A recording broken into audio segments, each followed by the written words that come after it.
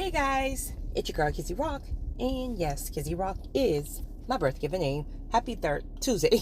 Want to say hey to all my subscribers, new as well as seasoned. I got a word for you, Tap. And honey, I'm having a hard time keeping up the days of the week. So I'm responding to a good brother in this email. My good brother, I do not have your email pulled up, so please bear with me. I'm just going to kind of summarize. I just got home. I'm still sitting in my truck, so I'm just going to kind of summarize really quickly. So basically, he is a chosen traditional man, but he's having a hard time trying to select the right woman for his life. He feels like he definitely needs a chosen woman, but it seems like there's a lot of clashing. And also, he says he can't understand why typically when he meet women, like he can attract women very easily, but a lot of the times the woman won't stay, or they will leave him or cheat on him, etc., etc. So in saying that, my brother, the complaints that you gave that each woman had on why she left or cheated, and let's be clear, cheating is not okay, men or women, right? Is truly the complaint of a lot of women, just not chosen women, if you will, just women in general. And that is, men do not know how to emotionally fulfill them, right? There's not a place for a man to be vulnerable enough to know how to support a woman's emotions. So instead, he neglects her. Instead, he shuts her down. Things like that. My brother, I said this in a recording, I don't know, 3 or 4 months ago, and I'll say it again, right? One of the main reasons why a lot of men say they may cheat is because maybe they're being denied sex at home, right? There's tons of reasons on why people cheat. Nobody should be cheating. We're all adults here. Just leave if you're unhappy, but whatever. On the flip side, a woman's main complaint, one of her main complaint for either leaving or cheating, is she is emotionally unfulfilled. And I get it. Some men have a hard time grasping that because men are not emotional. You guys are more logical, right? But we're just different. So the same way you need your fleshly side of things fulfilled in order to be, okay, a woman need her emotional side fulfilled. So a lot of the times, definitely not all, but with traditional men, they're set in their ways, right? Because they have this mindset of providing and leading, right? They work their fingers to the bone. They take care of their family. Amazing. Absolutely amazing.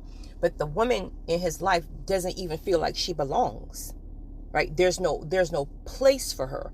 There's no room for her, right? So as a chosen woman have the same type of dreams and desires and purpose and calling, all that stuff that you have. So with her, you have to have room for her, meaning she gets behind your vision, right? Or you guys partnership and bring vision together and do great things. But sometimes that's difficult when you're used to providing and leading all by yourself. So now you have a woman who have all these gifts that God has provided her, right? All these visions, all these things that can truly get behind you and help back your visions. Instead, you'll start shutting her down. And so where's all her desires and things are going to go? It's just going to go and sit on the shelf. So what's going to happen is she's going to grow frustrated, right? Because you're denying her. You're denying her the same way you feel when you're being denied intimacy. You are denying everything in her. You are denying her gifts. You are denying her talents. You're denying her emotions. So if there's a problem and she's not happy and she's trying to explain to you that she's not happy, a lot of the times with some men, they're going to shut you down specifically because they quote unquote don't know how to respond to your emotions, which I don't think is always true, because with a lot of men, when they first meet a woman in the beginning, they listen. They listen, even if it's a front, right? They're intentional about it because they're trying to really gain that woman. So they listen to her emotions. They listen to her concerns or complaints without shutting her down, or call it nagging, or just closing her off. So it's not that I don't think men know how to tap into a woman's emotions. I just think that it takes too much work because it takes intentionality. Well, what about the woman? We don't feel like sex 25,000 times per day. So it takes intentionality, because that's important.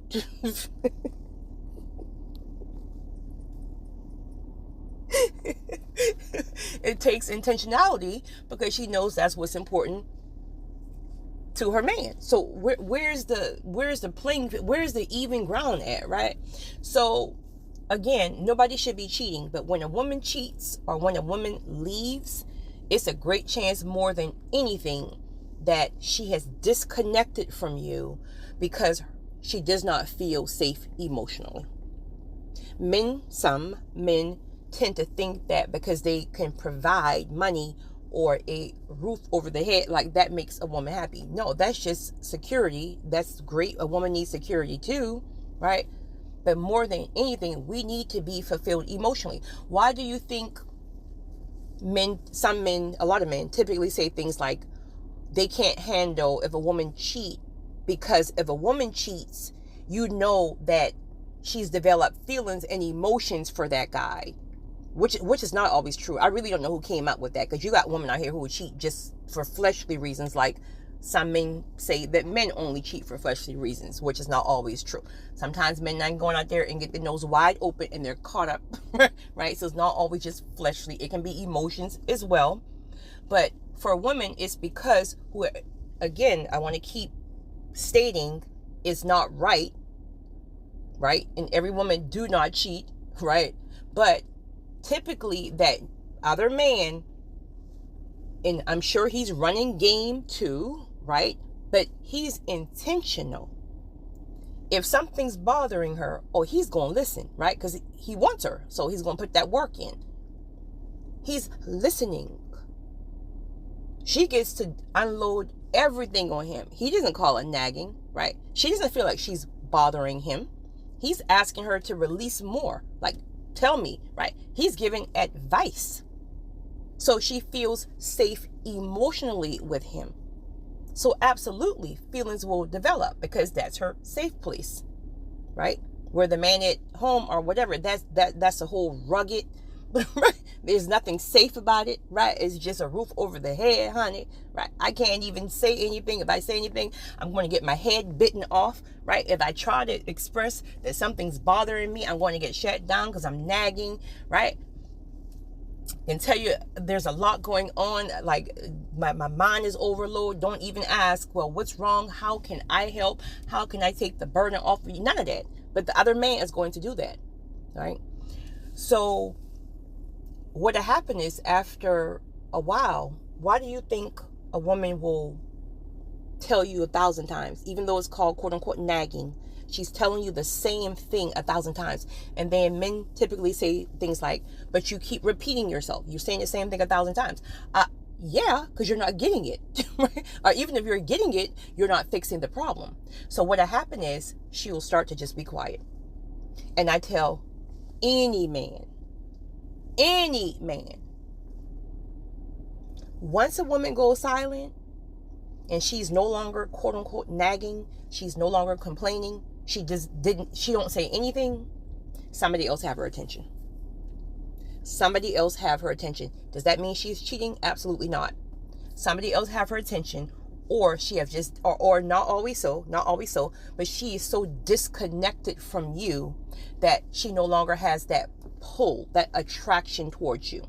This is why typically during this point, women don't even want to have sex with you. And then the first thing, what do men typically say? Oh, you don't want to have sex, you're cheating. No, we're emotionally unfulfilled, right? We're pressure bust pipes. So this pressure is building and building and building. And I know that the next time you say something or do something or don't, I'm gone. Like, we already know this in our mind. So when a woman finally leaves, men typically say things like, oh, you met somebody else. And no, that's stuff. She left you emotionally long ago before she left that house physically. A woman will leave you emotionally first before she leaves you physically. And then men don't understand that. They just see it as, oh, you left today. You move out today. You met a man yesterday. No, sir.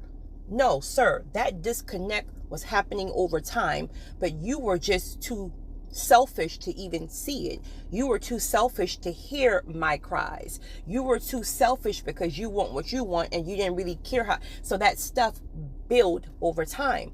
Pressure bust pipes. So at some point, the last offense is going to burst that pipe. Once that pipe is burst, it's a done deal. It's a very slim chance that a woman will come back after she physically leaves you. Not saying it won't happen, because it happens all the time. But listen, when a woman's fed up, honey, when a woman is fed up, there's nothing you can say. But in all fairness, she gave you warning and chance after chance. But you just thought you had it like that. She would just never pull out. So, my brother, there's tons of reasons on why anybody would leave or why anybody would cheat. But I'm telling you, as a woman, one of the main reasons why a woman would leave again or cheat, which that's not okay, is because she is no longer emotionally fulfilled. You ignore her cries. She is tapped out of the relationship. There is no connection. All right. So let's talk about a chosen woman. Again, with a chosen woman, being a traditional man like yourself, you're gonna have to create space for her, even if you don't have space, because you're just, listen, we all are just who we are, right? Everybody's raised differently. We all have different experiences in life, and it's hard to change, right? It's hard to change after a certain period of time in your life. I don't know, you might be 30, 35. Like, you're not going to change nobody like who've been on earth 30. I mean, everybody have to work on changing themselves, areas that need to be perfected. And we all have areas we need to work on. But to come in here thinking that you're going to change a person, that's not how it works. So the best thing to do is find a person who aligns with you, right? Your goals, your dreams, your values, things like that. But ultimately, if you're looking for a chosen woman, you're going to have to make space for her, because she just doesn't come with beauty and body. She comes with goals. She comes with dreams. She comes with anointing. Is it anointment? Anointing. She's anointed, honey. She's anointed. So that stuff got to be released, right? So she has to be able to be more or less in a partnership with you. So you have to make space for her. That's not saying she's taking the lead. She's not taking the lead, but you gotta allow room for her. Right? So that's the difference. Like, I mean, she's just not going to be your average chick who just feels like you can just put her on the shelf because she's cute, and you just want her to sit on the shelf because she's eye candy, and you can pop her off the shelf when you want to have sex, and that's it. No. Honey, listen, there's a ton of women like that, right? Go find the 90% of women who are like that. With a chosen woman, she's going to challenge you, right? And vice versa. It's iron sharpening iron. So it's going to be friction. Anything that God brings together for a higher purpose is going to be friction. You're going to get on her nerves. She's going to get on your nerves. It is what it is. But you guys have to grow together and glean from each other. And of course, take the lead. You're the man. Take the lead, but you have to make room for her. You can't play with her like you play with the average woman. She'll leave you on sight. She got choices. Not only do she have choices, right?